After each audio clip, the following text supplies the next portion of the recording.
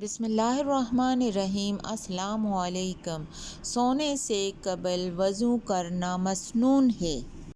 نبی اکرم صلی اللہ علیہ وآلہ وسلم نے فرمایا، جب تم بستر پر جاؤ تو نماز کی طرح وضو کرو، پھر دائیں کروٹ لیٹو۔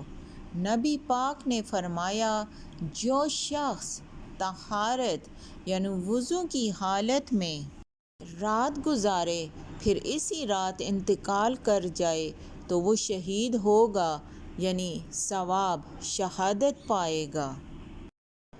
نبی کریم نے فرمایا، جو شخص طہارت کی حالت میں رات گزارتا ہے تو اس کے ساتھ بستر میں ایک فرشتہ ہو جاتا ہے۔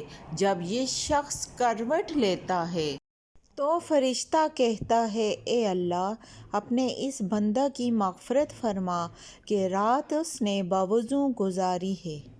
نبی پاک نے فرمایا، وضو کے ساتھ سونے والا روزہ دار شب گزار کی طرح ہے۔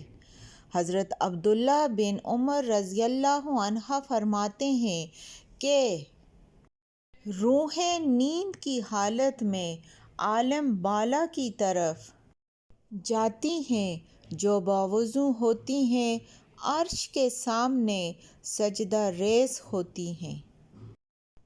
حافظ رحمۃ اللہ علیہ نے لکھا ہے کہ باوضو سونے سے انسانوں سے شیاطین کھیلتے نہیں، یعنی ان کو پریشان نہیں کرتے اور اس سے خواب سچے ہوتے ہیں۔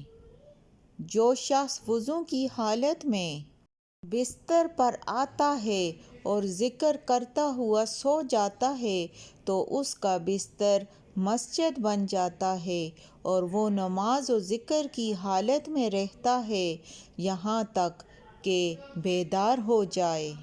یا اللہ، عمل کی توفیق نصیب عطا فرما۔ آمین ثم آمین۔